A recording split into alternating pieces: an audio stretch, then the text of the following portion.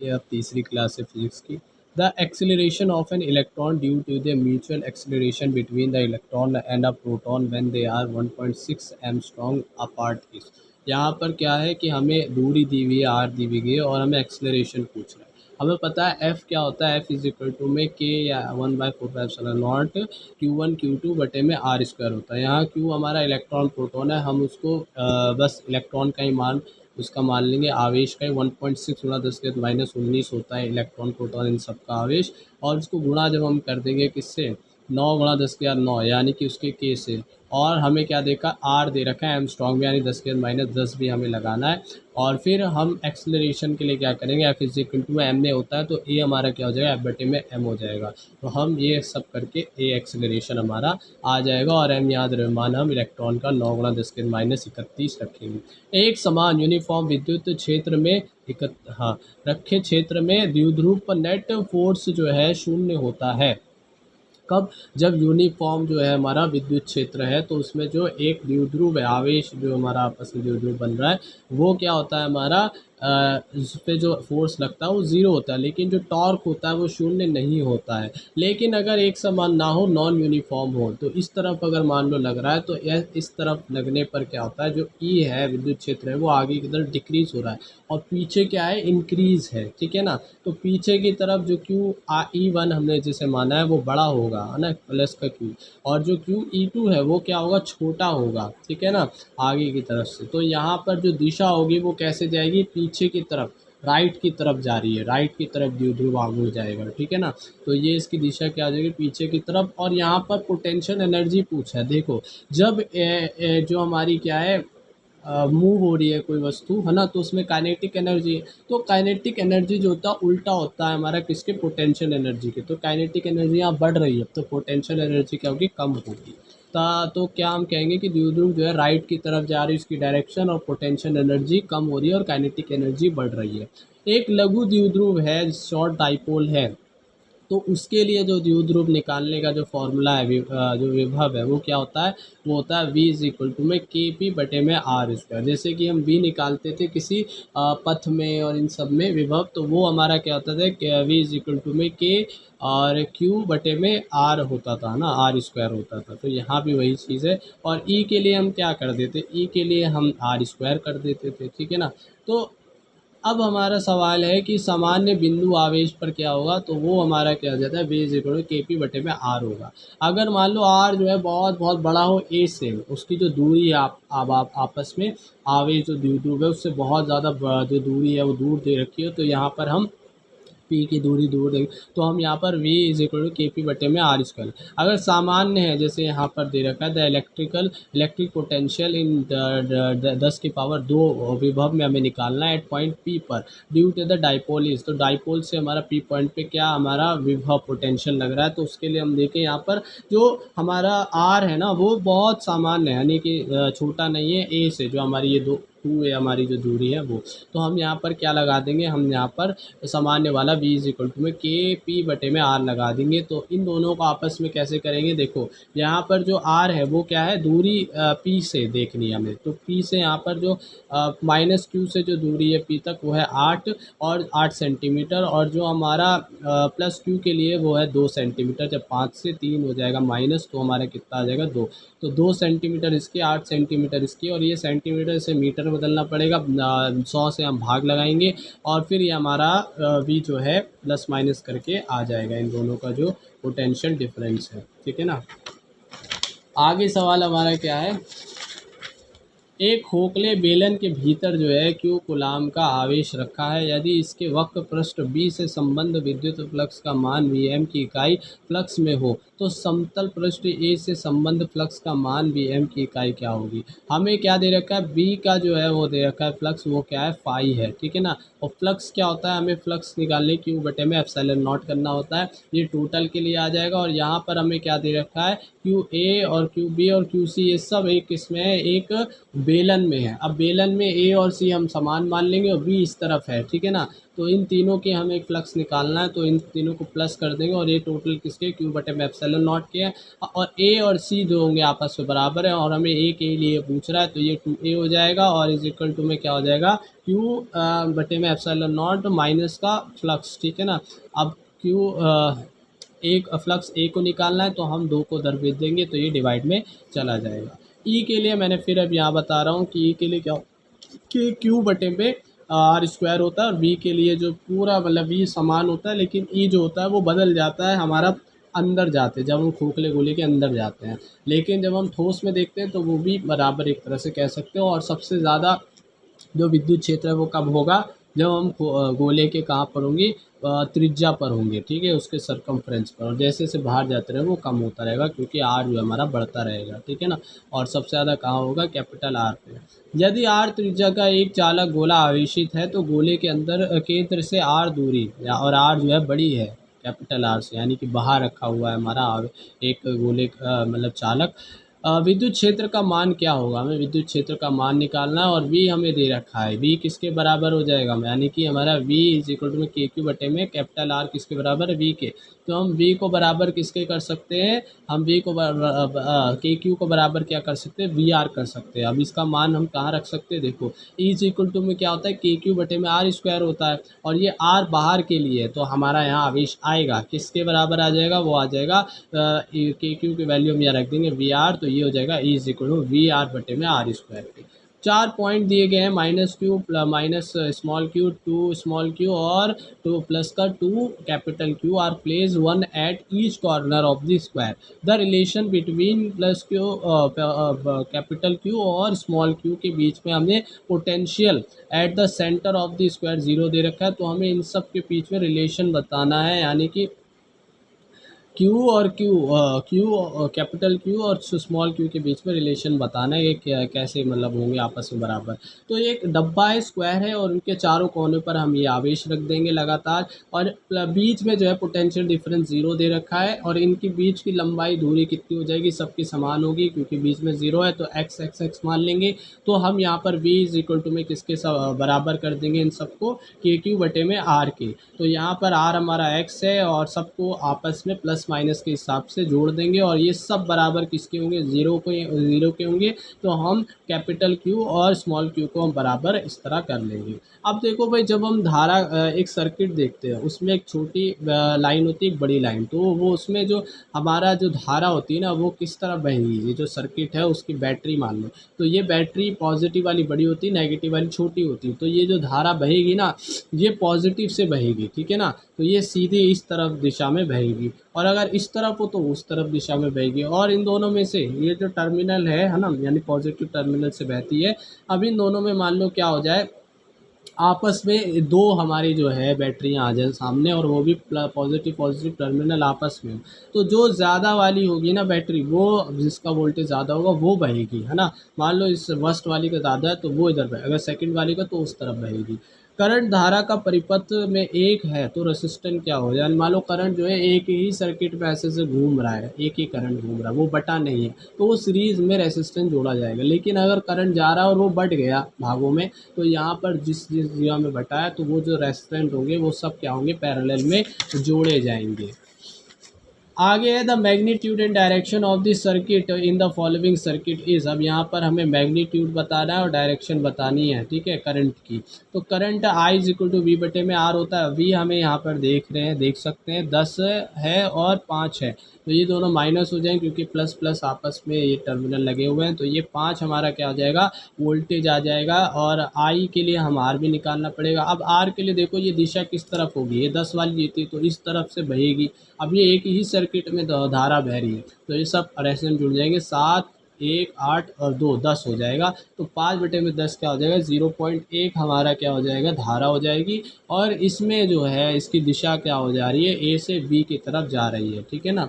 अगर डिनोमिनेटर क्या होता है, छोटा होता है, तो न्यूमरेटर क्या आएगा, जो न्यूमरेटर बड़ा है तो बड़ी संख्या आएगी। लेकिन मान लो ये मेन चीज़ है कि डिनोमिनेटर बड़ा हो तो न्यूमरेटर जो हमारी संख्या वैल्यू आएगी, वो अगर न्यूमरेटर छोटा हो तो डिनोमिनेटर बड़ा होने के इस वजह से क्या होगा, हमारा जो हमारी आंसर है वो क्या आएगा, 1 से कम आएगा, ठीक है ना, यानी 0 पॉइंट कुछ करके आएगा।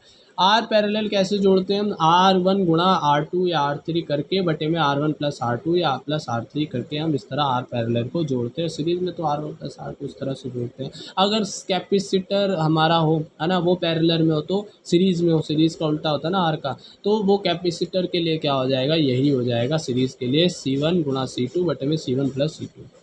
ब्रिज टोन ब्रिज क्या होता है, जिसमें संतुलन अवस्था में कब होता है, जब पी बटे में क्यू इज इक्वल टू में होता है आर बटे में एस, ये दोनों बराबर होते हैं, अनुपात इन दोनों के, जैसे कि, और जो अनुपात बराबर आ गए तो बीच का प्रतिरोध क्या हो जाता है, शून्य हो जाता है।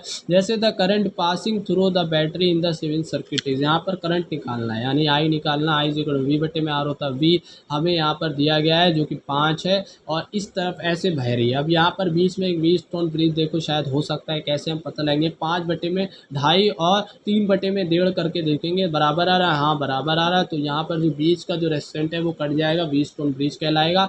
अब यहाँ पर देखो हम क्या करेंगे, दोनों आपस में करंट जो है बट रहे हैं ना, इसकी वजह से, तो ये दोनों क्या हो जाएगा, ये पैरेलल में हो जाएंगे, तो रेसिस्टेंट हमारा पैरेलल में क्या हो जाएगा, इसका गुणा दोनों को प्लस कर देंगे, इस दोनों को प्लस कर देंगे, इन दोनों का गुणा इन दोनों का प्लस कर देंगे, और हमारा बीच का आ जाएगा। अब मान लो एक और इसकी ट्रिक हो सकती है, अब ये सब जुड़ जाएंगे रेसिस्टेंट, और हम क्या कर देंगे, डिवाइड कर देंगे v से, तो हमारा आंसर आ जाएगा i का। लेकिन हम एक और ट्रिक कर सकते हैं, जब हम इन दोनों को जोड़ रहे हैं, देखो ये सब जुड़ जाड़ के कुछ तो नंबर आएगा, 1 2 3 कुछ भी, और यहाँ 1.5 दे रखा है, यहाँ 5.5 दे रखा है, यहाँ 1/3 दे रखा है, जो कि 0.3 कुछ हो जाएगा समथिंग, ठीक है। तो ये सब जुड़कर रेसिस्टेंट कितना होगा, 5 से अधिक होगा ना। अब 5 का भाग लग रहा है, मतलब किसी का संख्या डिनोमिनेटर बड़ी है किससे, न्यूमरेटर से, ये सब रेजिस्टेंस बड़े हो गए हमारे वोल्ट से, वो विभवांतर से, तो ये क्या हो जाएगा, यहाँ पर जो संख्या आएगी वो 1 से छोटी आएगी, तो इतना हम ध्यान में रख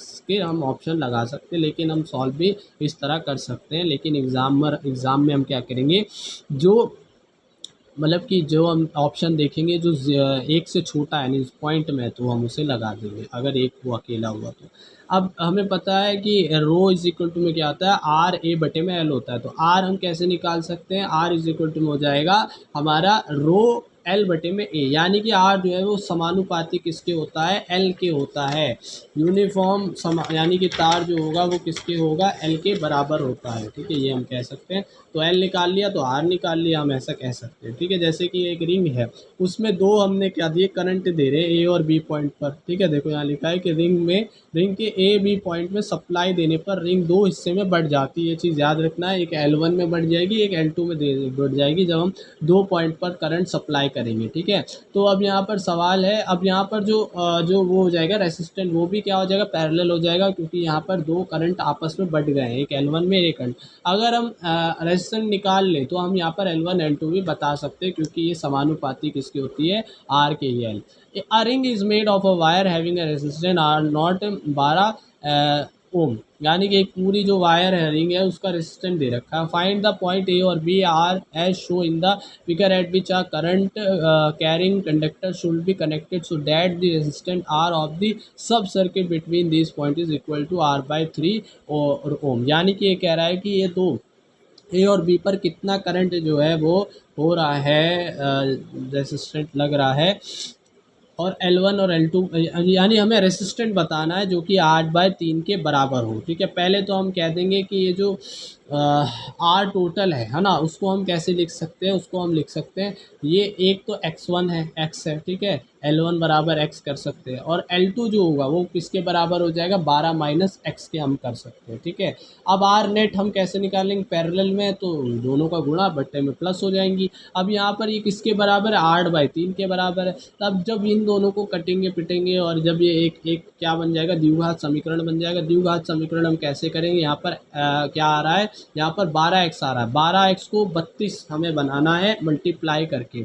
तो वो कैसे बन जाएगा, 8 चौक 32 होता है, तो माइनस माइनस प्लस हो जाएगा, तो माइनस का 8x रख दें, माइनस का 4x करके इस तरह से दो हमारी वैल्यू आ जाएगी। एक को हम मान लेंगे 8 और एक को मान लेंगे हम 4, ठीक है ना।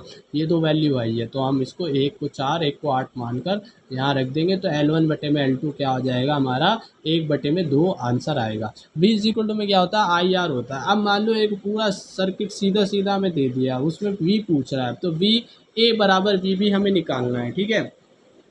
तो हम उसको कैसे निकालेंगे, ठीक है, V A minus V B निकालना है, ठीक है। तो धारा की जो दिशा है ना, उसमें सब साइन को उल्टा करके हम यहाँ पर आई आर लिखेंगे, ठीक है ना।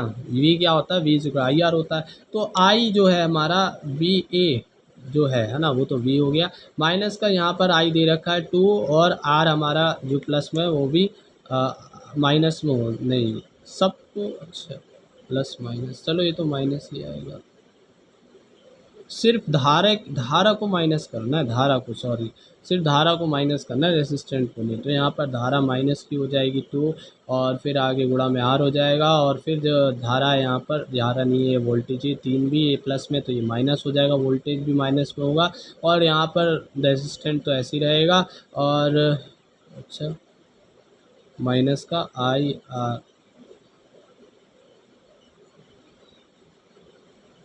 अच्छा जो धारा है वो तो 2 ही है ना, तो माइनस का 2 आई, हाँ तो धारा तो सब में 2 ही बह रही है, तो ये बराबर वी बी की हो जाएगा, तो V A minus V B हम इस तरह से निकाल लेंगे। अब हम देखते हैं कि आर जो है, जो हम देख रहे थे किसमें, करंट में, और वो बराबर करके कैसे हमने करा था, एक आवेश है, ठीक है, क्यू वी बी, ठीक है, वो जाकर एक पूरी तार बन गया, गोलाकार तार, तो उसमें क्या होता है, वो होता है हमारा एम वी स्क्वायर कुछ, ठीक है, हाफ एम नहीं एम आर स्क्वायर ऐसे कुछ करके। तो वो जब हम आर निकाल लेते हैं इसमें, तो वो किसके बराबर आ रहा था, एम वी बटे में क्यू बी के, ठीक है। अब यहाँ पर एम वी बटे में क्यू बी आ गया, अब हम क्या कर देंगे, एम का गुणा और बटे में भाग कर देंगे एम का, है ना। काइनेटिक एनर्जी क्या होता है, हाफ एम वी स्क्वायर होता है, तो हम यहाँ पर गुणा और भाग कर देंगे एम का, तो इससे एक चीज़ निकल आएगी, अंडर रूट 2 एम के आ जाएगा। तो यहाँ पर एम बी बराबर अंडर रूट 2 एम के आ जाएगा, इसको हम रख देंगे। तो इससे मतलब ये है कि जो आर है, जो के है, उसकी वैल्यू हम पता लगा रहे हैं कि वो किसके सब बराबर होती है, वो R square Q square B square बटे में एम के बराबर होती है, ठीक है ना। ये हम कह रहे हैं, क्यों, इससे सवाल ये होगा कि आप प्रोटॉन कैरिंग एक एम की V kinetic energy is moving in a circular path of radius R in uniform magnetic field, what should be the energy of an alpha particle to describe a circle of same radius in this same field. तो यहाँ पर क्या कह रहा है कि uniform magnetic field है और रेडियस भी सेम है। तो अब यहाँ पर ये बताओ कि जो इसकी क्या होगी, आर रेडियस, अच्छा सेम है,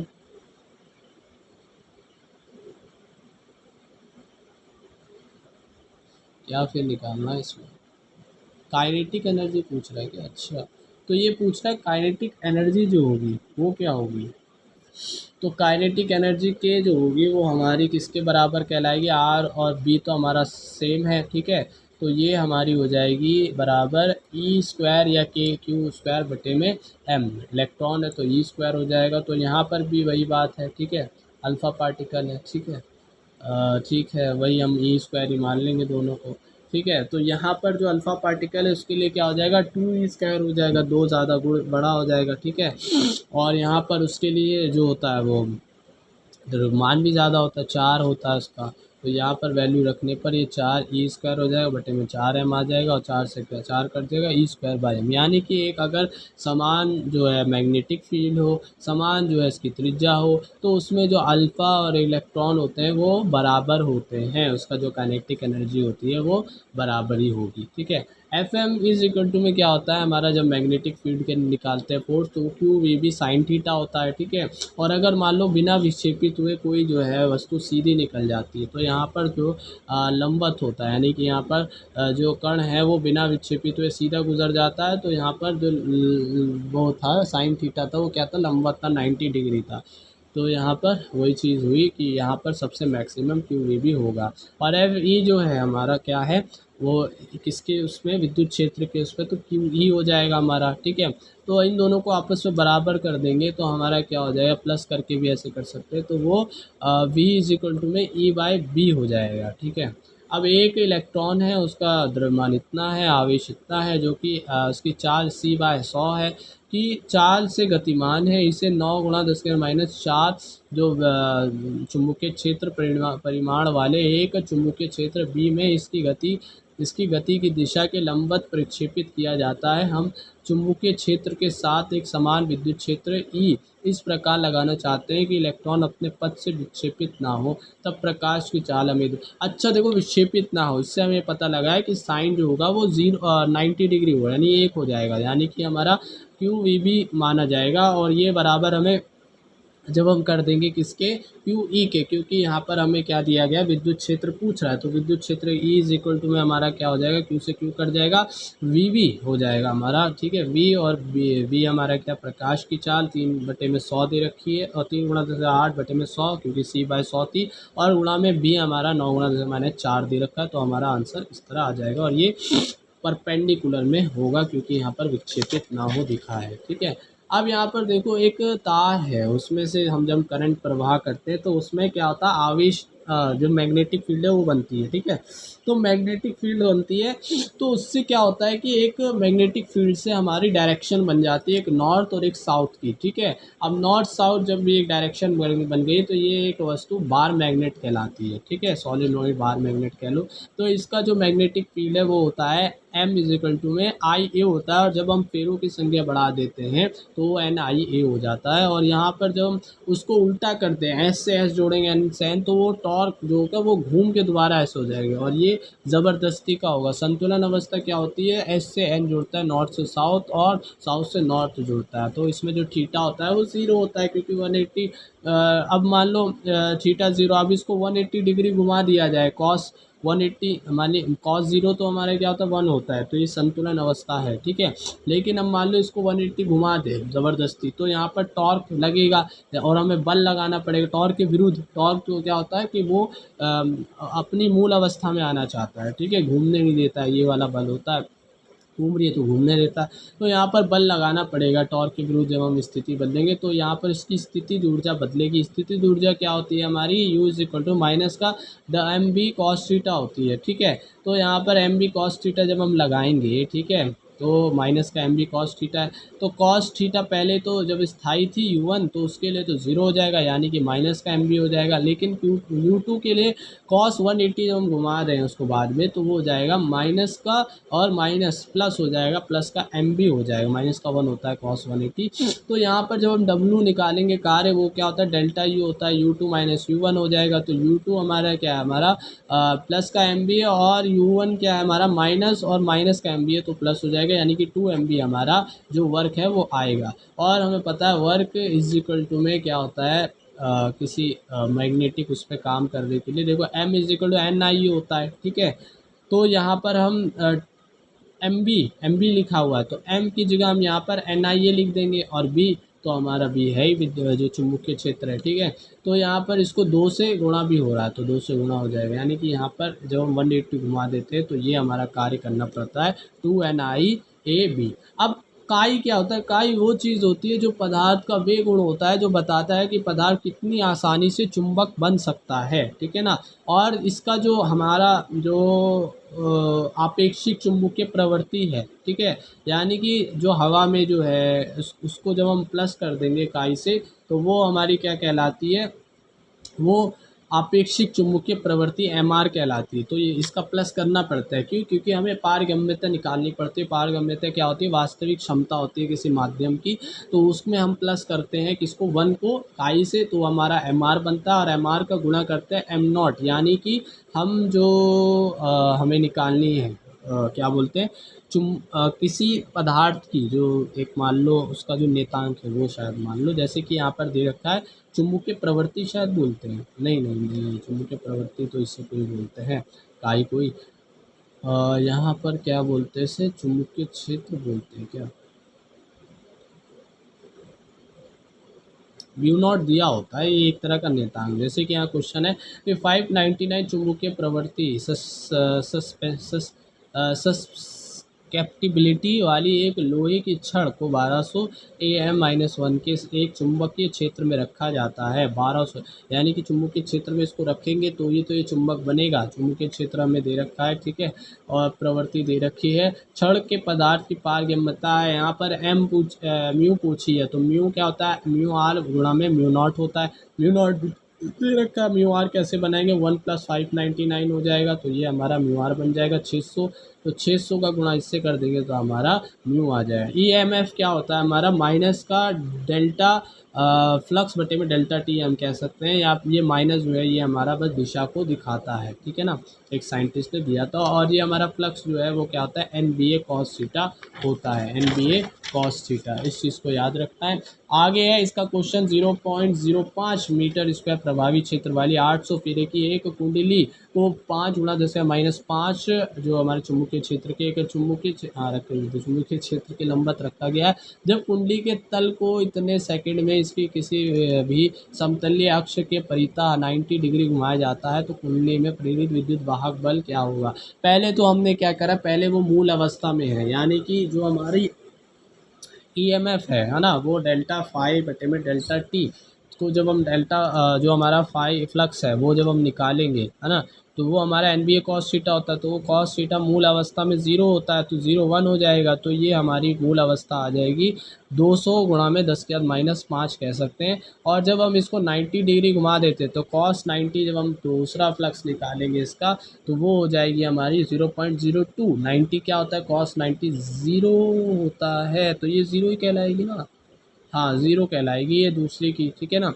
तो यहाँ पर क्या होता है, ईएमएफ क्या हो जाएगा, डेल्टा 5 माइनस डेल्टा मतलब कि 5 -5 और बटे में टी तो दे रखा है, तो 0 को माइनस करेंगे इसी से भी तो कुछ भी नहीं होगा। और यहाँ पर साइन हम नहीं लगाएंगे क्योंकि साइन का रोल बस उसके लिए था, एक क्रिंच के लॉ से कुछ नाम था उसका, तो यहाँ पर आंसर 0.02 आ जाएगा हमारा। The magnetic flux link to a circular coil of radius R is the magnitude of induce EMF in the coil at time 5 second is. यहाँ पर दे रखा है फ्लक्स, तो हमें पूछ रहा है 5 सेकेंड में इसका जो ईएमएफ होगा, हो गया ईएमएफ क्या होता है 5 बटे में टी होता है। अब d5/dt हमें यहाँ पर अवकलन कर देंगे इसका और फिर टी की वैल्यू रख देंगे तो आंसर आ जाएगा हमारा ईएमएफ। एसी जनरेटर है, उसमें जब हम कॉइल क्या होती है, रोटेट होती है, तो कॉइल जब रोटेट होती है तो उसका ईएमएफ बदल जाता है। ईएमएफ क्या होता है, d5/dt होता है।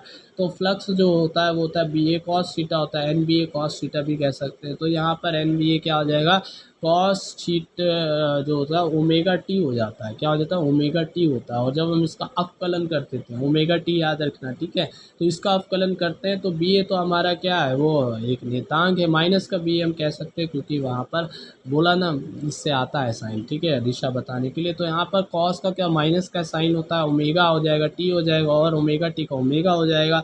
तो यहाँ पर हमारा जो एन टर्न्स के लिए एसी जनरेटर बनेगा वो होगा NBA omega NBA omega sine omega T कह सकते हैं हम। ये हमारा ईएमएफ जो हम निकालेंगे तो ये हमारा बन जाएगा ईएमएफ, ये बराबर है एन टर्न्स के लिए, ठीक है। क्वेश्चन देखो, ईएमएफ क्या होता है, एक और क्वेश्चन है, ईएमएफ बराबर VLB होता है, ठीक है। V वेग है, L हमारी लेंथ है और V हमारा चुंबकीय क्षेत्र है।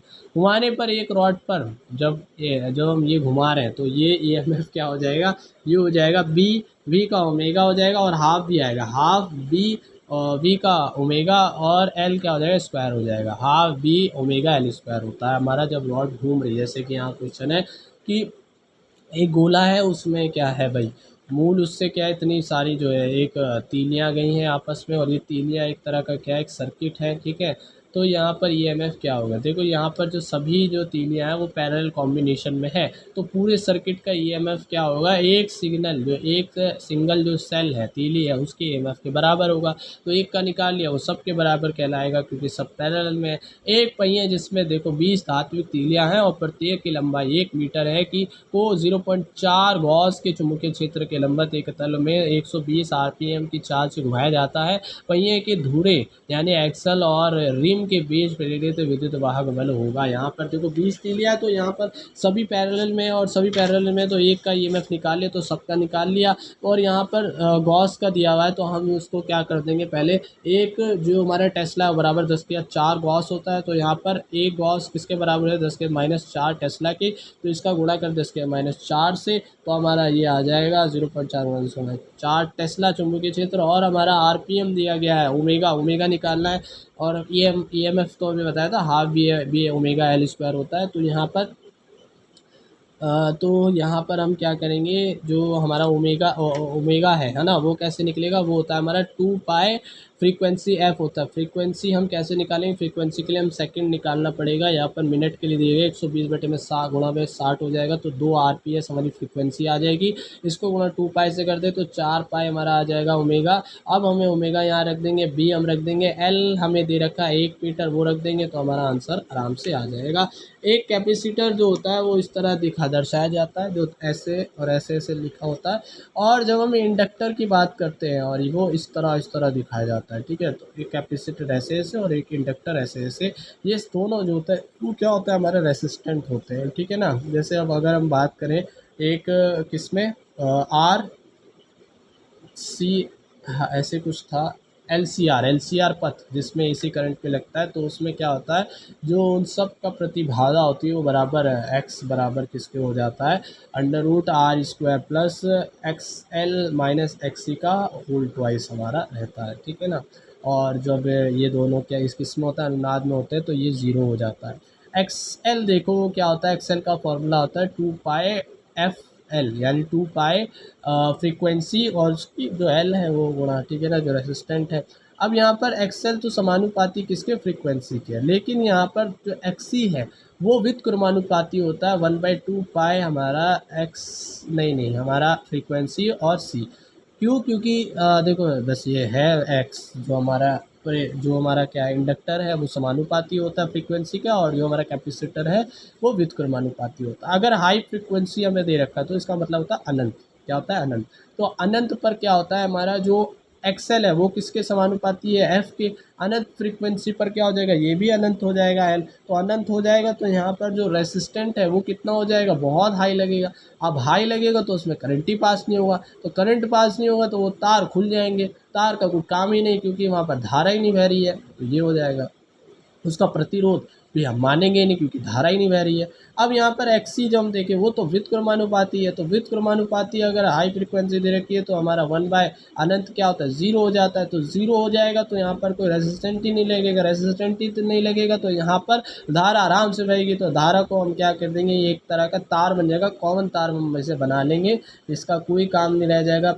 इसके कैपेसिटर है उसका, तो यहाँ पर सिर्फ और सिर्फ उसके रेसिस्टेंट हम आराम से गिन लेंगे जो भी हमें दे रखा है। तो प्रतिबाधा के लिए हम क्या करेंगे, देखो भाई, मान लो एक क्वेश्चन है कि बहुत उच्च आवर्तियों के लिए, यानी कि यहाँ पर क्या दे रखा, आवर्ती एफ जो अनंत दे रखी है, तो चित्र में दिखाए गए परिपथ का प्रभावी प्रतिबाधा निकालना। प्रभावी प्रतिबाधा के लिए क्या होता है हमारा, उसका फॉर्मूला होता है कि Z इज इक्वल टू में √r² प्लस ये x L minus x square हम निकाल सकते हैं। लेकिन यहाँ पर अनंत के लिए देखो दे दी शर्त है, तो एक्स एल क्या होता है, बराबर हमारा होता है या समानुपाती 2 पाई फ्रीक्वेंसी एल के होता है, ठीक है। तो यहाँ पर वही चीज़ होगी, प्रतिबाधा बहुत हाई है तो यहाँ पर रेजिस्टेंट हाई हो जाएगा, तो यहाँ पर करंट ही नहीं बहेगा। तो इस सर्किट में जहाँ भी ये है उसको काट डालो, क्योंकि यहाँ करंट ही नहीं फ्लो होगा।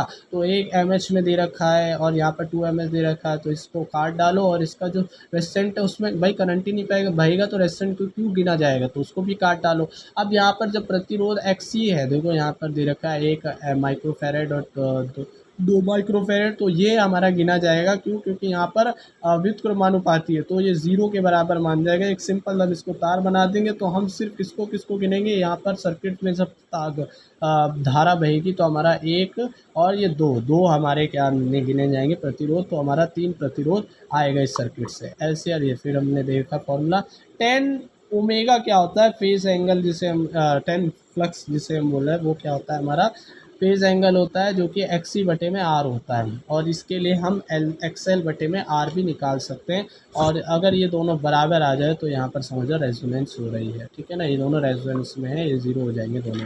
अब यहाँ पर देखो मैंने दे भी रखा है। और पावर फैक्टर का क्वेश्चन आता है तो उसके लिए कोस फ्लक्स इज इक्वल टू में आर बाय जेड हम करते हैं, ठीक है। जेड हम निकाल लेंगे और उसका भाग आर से कर देंगे तो हमारा जो पावर फैक्टर है वो आ जाएगा। जैसे एक सीरीज़ में एलसीआर सर्किट को एक alternating current DC voltage source से जोड़ा गया है। जब सर्किट में से एल को हटा दिया जाता है तो करंट और वोल्टेज के बीच का फेज डिफरेंस इतना हो जाता है। यदि इसके बजाय सर्किट में से सी को हटाया जाए तो करंट वोल्टेज के बीच का फेज डिफरेंस इतना ही रहता है। इस सर्किट का पावर, एक बार हमने एल को हटाया, एक बार हमने सी को हटाया, उन दोनों का जो फेज डिफरेंस था वो बराबर आ रहा था। फेज डिफरेंस के लिए हम ये वाला फॉर्मूला लगा कर देख सकते हैं। ये दोनों आपस में क्या हो जाते हैं, रेजोनेंस में आ जाते हैं। रेजोनेंस में अगर कोई वैल्यू आ गई है तो रेजोनेंस में क्या होता है कि अनुनादी मतलब बराबर में अनुनाद हम होता है। तो यहाँ पर सिर्फ और सिर्फ हम क्या करेंगे, z जो होगा वो किसके बराबर आ जाएगा, r के बराबर हो जाएगा, क्योंकि अंडर रूट आर स्क्वायर तो r के बराबर हमारा z आ जाएगा। तो कॉस हम जब किसका निकालेंगे, सर्किट पावर फैक्टर निकालें तो कॉस फ्लक्स क्या हो जाएगा, आर बटे में आर हो जाएगा। ये सब एक एक के बराबर आएंगे। अब देखो यहाँ पर एक बढ़िया चीज़ है, ई एम वेव्स, ठीक है ना। ई एम वेव्स क्या होती है, इलेक्ट्रोमैग्नेटिक वेव्स क्या होती है, तीनों जो होते हैं आपस में परपेंडिकुलर होती है। रेडियो वेव्स ले लो, कोई भी वेव्स ले लो, ये जो सिग्नल है वो इसकी वेव्स ले लो, सब क्या होती है एक दूसरे की परपेंडिकुलर होती है। इसका एक मीन जो हमारा फॉर्मूला है वो क्या है, इस तरह का है। ये तो हमारा किसके लिए, विद्युत क्षेत्र के लिए। मैग्नेटिक उसके लिए भी हमारा एम का ये फॉर्मूला नीचे मैंने लिखा हुआ है, ठीक है। तो वो क्या हो जाएगा, वो होता है इस ई, और ये इसकी जो होती है दिशा दे रखी होती है जेड एक्स वाई, ठीक है ना। और ये बराबर होता है ई नॉट कॉस और ब्रैकेट में के एक्स प्लस ओमेगा टी के। यहाँ पर ई नॉट हमारा मेन चीज़ है। ई नॉट क्या है, जो सबसे ऊपर की जो हमारी एम्पलीट्यूड शिखर मान होता है उसको हम कहते हैं ई नॉट, ठीक है ना। इसी तरह से अगर बी का देखा जाए तो बी नॉट होगा उसका शिखर मान, ठीक है। और ये दोनों का किसके बराबर होता है, ई नॉट जो होता है वो बराबर होता है बी नॉट गुणा में सी के। सी हमारा क्या है, चाल है। अगर मान लो निर्वात में तो किसके बराबर है, 8 गुणा 10 के 3 गुणा 10 के 8 के बराबर होती है, ठीक है ना। और ओमेगा जो है, ओमेगा हमारा क्या होता है, ओमेगा कोणीय आवर्ती होती है। इस ओमेगा से हम चाल भी निकाल सकते हैं। अगर हमें चाल नहीं दी गई है तो हम क्या v is equal to omega by K कर सकते हैं। के हमारा यहाँ पर नेतांक रहता है, ठीक है ना। एक के हमारा क्या वेव नंबर है जिससे हम लैम्बडा निकाल सकते हैं। क्यों, क्योंकि K is equal to 2 pi by lambda होता है। तो lambda is equal to 2 pi by K हो जाएगा। तो और कॉस और ये सब हमारी जितनी अंदर की वैल्यू है ना, ये सब इलेक्ट्रॉनिक और मैग्नेटिक उसमें सेम होती है, ठीक है ना। एक्स यहाँ पर मेन चीज़ है, जो कि एक्स क्या होता है, ई डॉट एक्स, ई गुणा एक्स, ई गुणा बी का जो होता है वो प्रोडक्ट रहता है। यानी कि जो एक्स है वो क्या होता है, वो हमारी जो वेलोसिटी है, जो हमारी वेलोसिटी फैक्टर है, जो तरंग की जो चाल है वो होती है हमारी। यानी कि जो हम ई विद्युत क्षेत्र और जो मैग्नेटिक क्षेत्र है और जो हमारी तरंग की चाल है, ये सब क्या होती है, परपेंडिकुलर होती है। और ये कैसे बराबर होती है, हमारी होती है बराबर ई वेक्टर गुणा B vector is equal to में क्या आती है, वेलोसिटी वेक्टर बराबर होती है। तो यहाँ पर एक्स दे रखा है और यहाँ पर जेड दे रखा है। तो जेड और किसका क्रॉस करेंगे कि हमें एक्स यानी कि आई प्राप्त हो, यानी कि जे के क्रॉस किसका करेंगे कि हमें किसका प्राप्त हो, आई प्राप्त हो। और आई भी कैसा है, ये दोनों पॉजिटिव में, तो ये नेगेटिव आई कहलाएगा। तो नेगेटिव आई के लिए हम क्या करते हैं, किसका क्रॉस करेंगे, वाई, जे का क्रॉस करें यानी कि वाई का, कि हमें क्या प्राप्त हो जाए, माइनस का आई कैप। तो यहाँ पर हम इस तरह भी देख सकते हैं, ठीक है। अब क्वेश्चन हमें किस तरह दिया गया है कि एक समतल विद्युत चुम्बकीय तरंग में विद्युत क्षेत्र का समीकरण दे रखा है।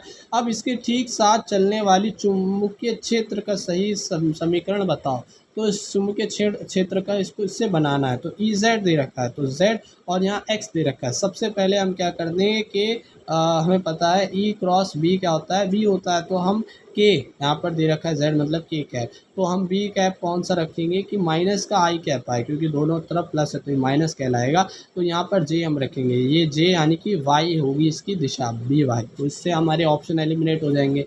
फिर उसके बाद यहाँ पर 60 दे रखी है किसकी, एक हमारी जो विद्युत क्षेत्र का जो ऊपर का जो मान होता है, यानी कि एम्पलीट्यूड शिखर मान दे रखा है। तो हम बी नॉट निकाल लेंगे। बी नॉट कैसे निकालेंगे, बी नॉट हो जाएगा ई नॉट बटे में सी हो जाएगा।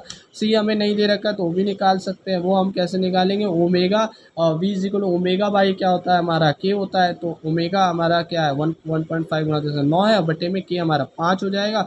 तो वी हमारी वही प्रकाश की चाल आएगी। तो हम प्रकाश की चाल से भाग कर देंगे किसका, 60 का, तो हमारी बी नॉट आ जाएगी। तो इससे हमारा आंसर आ जाएगा और ये सारी वैल्यू जो होगी वो सब समान होगी। बस ये हमें देखना था। तो हमारा बी बाई क्या आ जाएगा, और तो 2 × 10⁻⁷ कॉस, और ये सब वैल्यू सेम रहेगी। और हमारा यहाँ पर चुंबकीय क्षेत्र है तो टेस्ला में आंसर आएगा। तो अभी हमने कुछ चीज़ देखी।